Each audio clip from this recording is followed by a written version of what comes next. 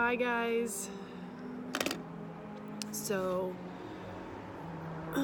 you can probably hear the cars in the background. I took my husband to the Nürburgring in Germany for his birthday. So they've been having race cars circling the track all day. So it's been pretty cool to check out. So it's probably what you hear in the background. So if you hear, if you hear them in the background, hopefully I'm speaking loud enough that I am louder than the cars.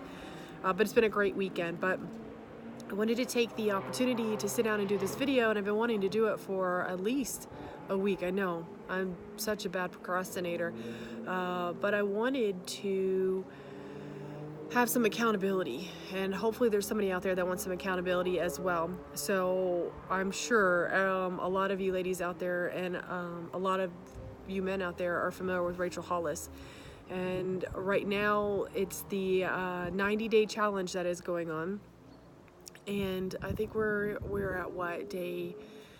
We're on, what is today? The 14th of October. So we're a good 2 weeks into the 90-day challenge. So I wanted to post my journey trying to get some accountability with this 90-day challenge and see if there's anybody out there that wants to join me on this journey. So what I did was, you could go out to her website, and it's like at chicsite.com, and you can sign up for the 90-day challenge. And she just sends you emails throughout the entire 90 days on things that you can do. There's YouTube videos that she posts that you can watch as well. But I was hoping to start up a group, or just a few individuals out there that want to chat with me and maybe hold each other accountable as we go through the 90 days. So this is basically from October to December, making sure that you're still doing things to make yourself your best you, right? So she sent out an email with the 90-day list. Right? I haven't filled this part out yet, but I filled out most of the others as well. I can link it in the comments below. But I wanted to kind of go through the questions and kind of give you guys what I wrote down for some of the answers for the 90-day challenge that I have put in place so far. And then maybe you can comment below on some of yours as well. So let's start with the first question being, she puts in here vision casting, right? First question is, if you were to live out the rest of the year as the best version of yourself, I would, so this is the one that I left blank. If I was to live out the rest of the year as the best version of myself, how would I feel these last 3 months of 2018? Let's see. Would make sure that I am in the moment with my family. I was gone most of 2018 on a deployment, so I missed a lot of time with my family. So number one is making sure that I'm in the moment with my family and spending a lot more time with them. I missed the holiday seasons with them last year, so I really want to make sure that I'm focused and there with them this year. I would also, I would just get after it, like making sure that I am intentional in what I'm doing and I'm not afraid to go after what I want. Like, I put this video off for like a week just because I'm just nervous about what happens after you post it on social media. You're always afraid of what other people think, and I'm like, why am I afraid of what other people think? This is me, this is my outlet, this is what I want to do as far as generating accountability for myself. So screw it, let's do it. Maybe there's somebody else out there that we can have a conversation, and I could just share my perspective on life and where I'm at and the struggles that I'm going through. So I decided, let's just do it. We're here at this hotel, we're here at the racetrack, and had a few minutes on my hands, so I'm just gonna do it. So the best version of myself for the rest of the year, I would definitely be in the moment more, like I said, and spend more time with my family, be more intentional and get after it, and not waste any more time on some of the goals that I have set for myself and some of the aspirations that I would like to see myself attain. So I would love to be more intentional. Okay, excuse me. I have a little bit of a sinus cold or something going on that my head is just really stuffy. So if I sound a little nasally, I'm so sorry. Okay, so the next part of this questionnaire is she put on here the 5 to thrive, okay? So for the first, number 1 of your 5 to thrive is 1 hour for myself, okay? So you have to dedicate 1 hour for yourself, all right?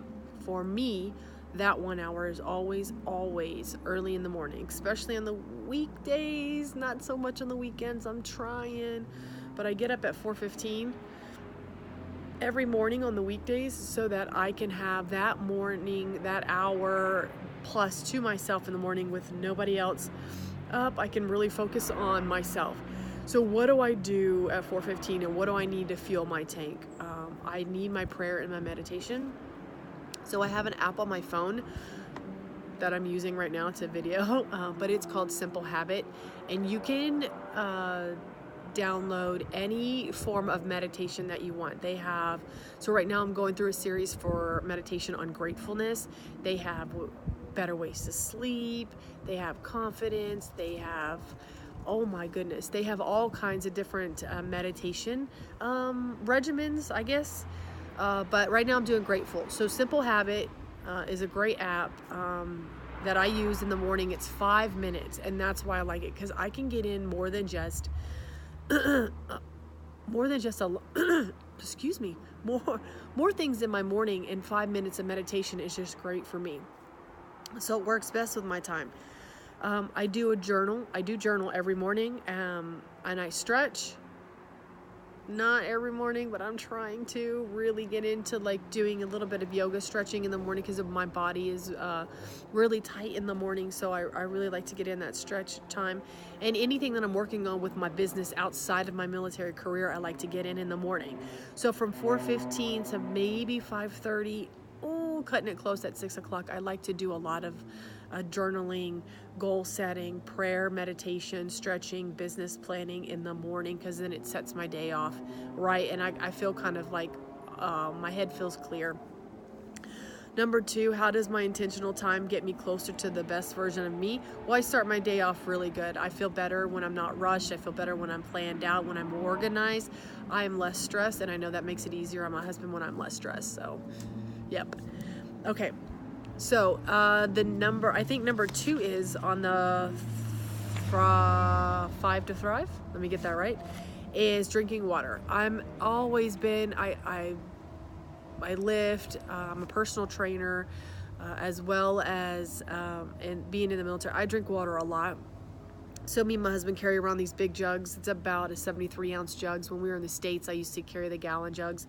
So try to make sure that I drink at least one of my jugs of water a day. I don't have it out here with me. All I have out here with me right now is my green tea, but I do drink that jug of water a day, and I refill it once in the morning, and that's about it.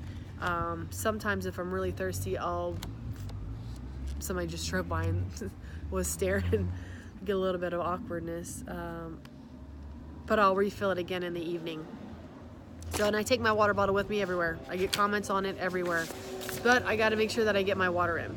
Okay, so I think number 3 is on the 5 to thrive is your workouts. So I like to lift.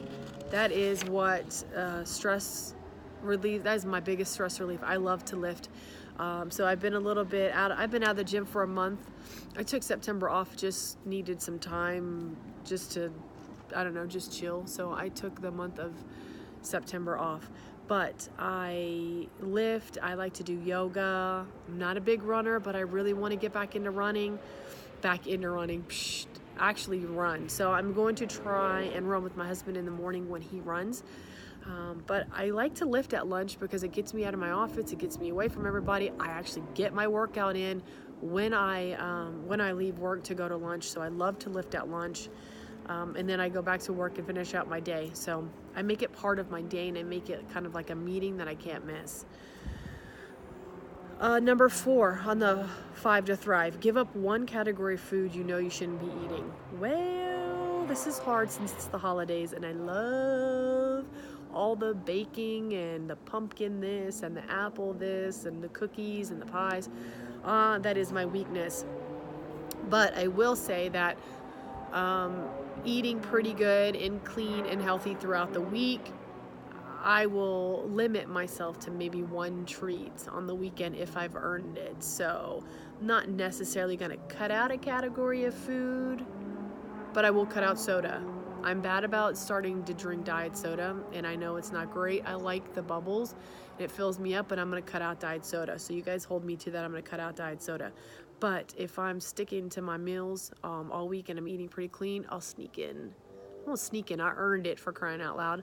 Or one treat on Saturday or Sunday. I'm going to do that. Yes, my husband is very good at, one of the questions is, are the people in my circle aware of my decision so that they don't unwittingly pull me off track? Me and my husband are good at keeping each other balanced when it comes to food. So we food prep, so we're pretty much on board with each other. And we keep each other accountable pretty good. So yes, I do have somebody in my circle to help me. Gratitude is another question on this awesome 90-day challenge worksheet that she gave us. Number one is, how are you recording your 10 things? Journal, notebook, or your phone. So every morning I even brought it out here. I have this awesome little black notebook that I write down.